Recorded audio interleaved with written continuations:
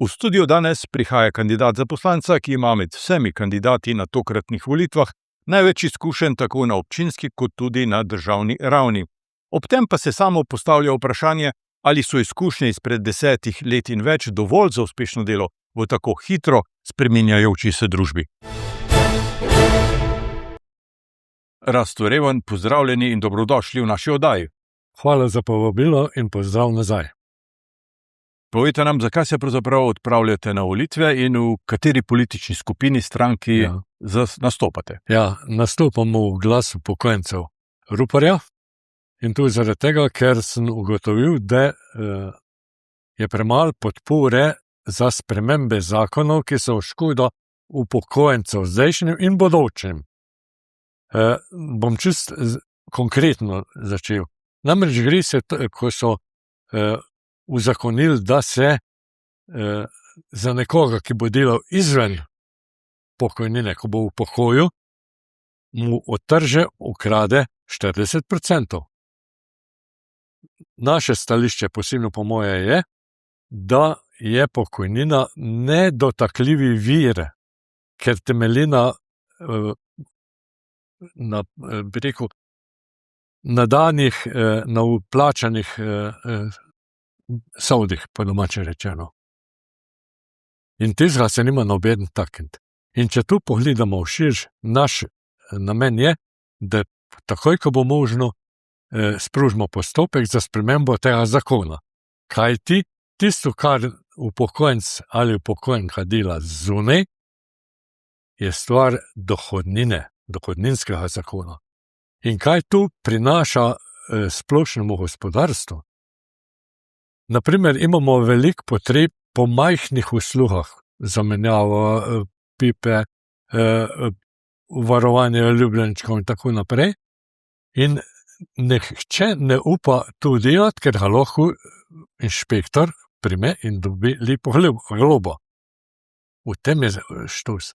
In če se bo to spremenilo, kar upam, da se bo, je potem se sprosti prihodek tudi v občinski proračun in neposredno v proračun države. Za vas smo pripravili nekaj kratkih vprašanj, pa jih poglejva.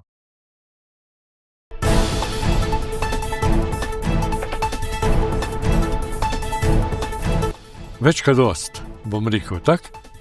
Zdaj se moram povrniti na prejšnjo točko. Ko sem šel v penzion, sem razvil metodo izračuna pokojnine, osnove pokojnine, od začetka pa do zadnje formule. In tu sem postavil takrat Križaniču kot državni svetnik. Sem rekel, minister, jaz bi vam tu predstavil, ker takrat se je na veliko govorilo, da bo se šlo v pokojninska reforma.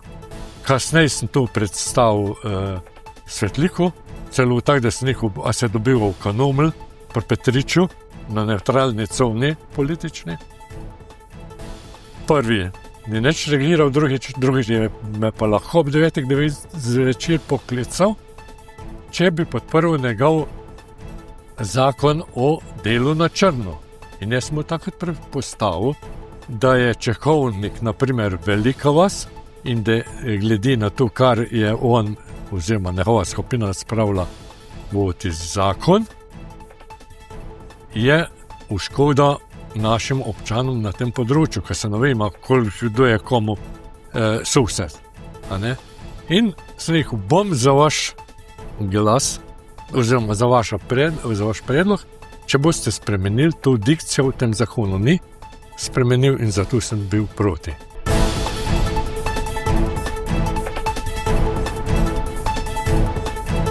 Pri financiranju občin je dvoje. Eno je prihodek v občinski proračun, drugo je pa uporaba sredstev. Predvsem tukaj bi moglo biti učinkovita poraba sredstev. Da tisti denar, ki ga se nameni, je namenjeno to. Da ni tako, kot je bilo v zvezi s električnim smetarskim avtom, pa v zvezi z zdajšnjo obračunavanjem komunalnih uslug. Treba je pogledati, da se čim več denarja dobi noter, ampak ga se usmeri na učinkovito stran.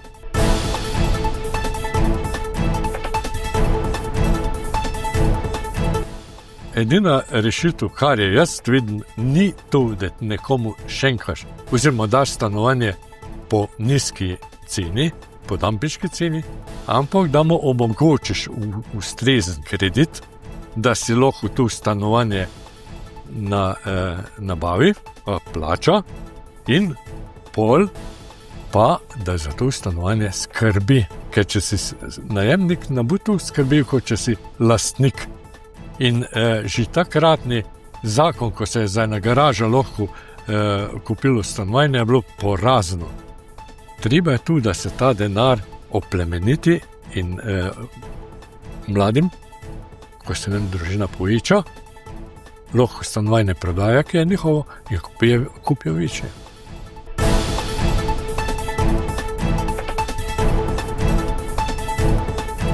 Ja, prvič je zastalo, je pospešeno uničevanje infrastrukture. Solijo takrat, ko je plus 5 stopinj, pa že malo dežuje in ta sol uničuje podtalnico. To je ena stvar.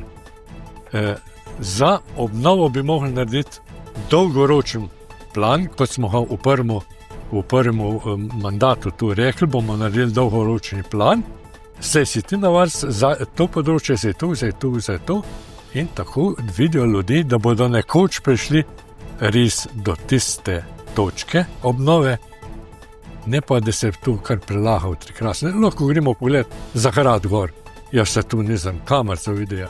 Lahko gremo kamorkoli pogledati, tu ni.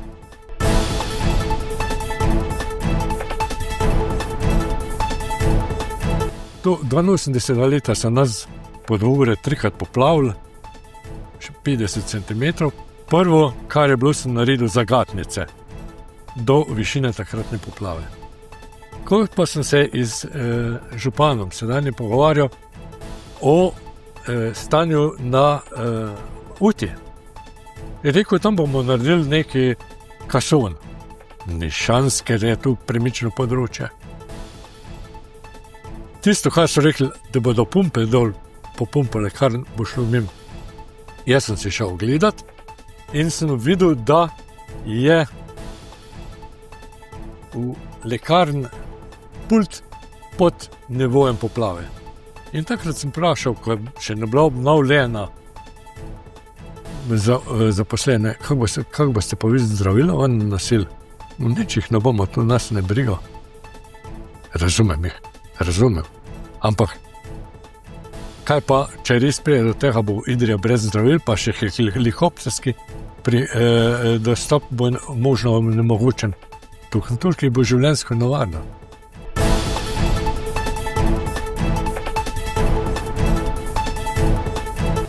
Temeljni program je to, da se ukine tisti zakon, ki ob delu upokojenca ali upokojenke zgubi 45 ali 49%, da je tisto neodtoljiva pravica, da je pokojnina neodtoljiva pravica in mora temeljiti na vplačanih prispevkih. To je ena stvar. Vendar tukaj pa še ni zapora, kajti tisti, ki je s svojim delom povzročil škoda drugemu, pa je pokojnina tisto, odkud se črpa sredstvo za povračilo te škode.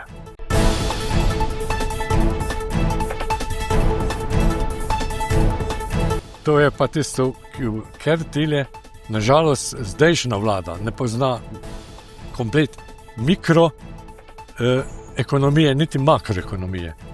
Višanje plač je samo povečanje inflacije.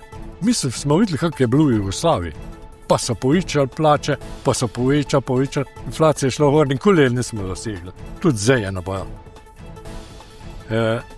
Davki morajo primerno dol, da se pride do križne točke. Tu je točka, kjer zaradi nižanja cen se večja prodaja.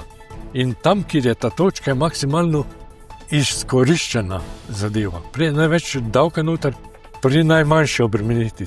Tisto moramo gledati.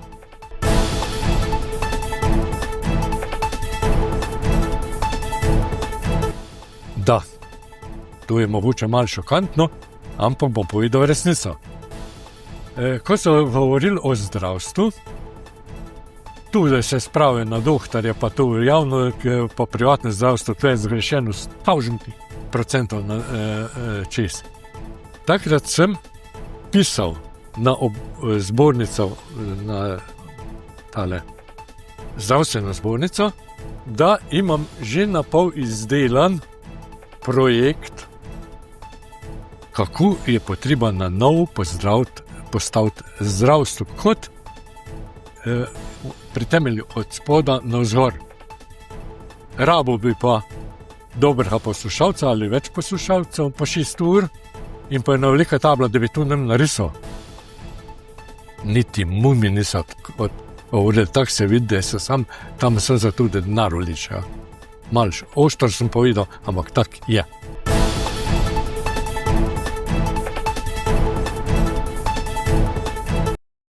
Po njihovi vsebini. Naprimer, nevladne organizacije, bom šel kot tak Rdeči križ, Karitas, gasilci na prvem mestu in vsi drugi, ki s svojim delom prinesejo skupnost nekaj, kar je dobrobit vseh, ne sem tistih, ki denar dobijo, pa se gre pa skrit ali pa po svetu ropotati. Tu so to prave nevladne organizacije, pregledati jih, naj vsako leto, kako je. Pol, naprimer, so organizacije, ki za invalide skrbijo. Bil sem skupaj z invalidom v državnem svetu in hkrati imam še v žlahti invalide in lahko dobim direktne informacije, da se tukaj zelo slabo dela. Še slabše je s tem, kar je bilo iz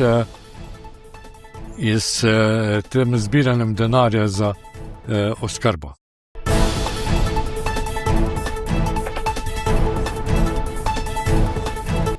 Koncem konc je meni ali kjermokoli drugemu, ki ni politično zastrupljen, vseeno kdo ga zdravi, kdo mu zdravila predpisuje.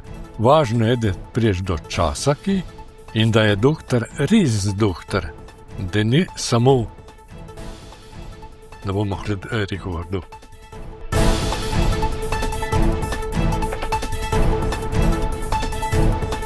Pravilno usmerjena, ampak ne zato, da se bodo odpirala na nova delovna mesta, ampak da se bo dobilo medobčinske projekte, ki bodo dali pravilne rezultate. Močne.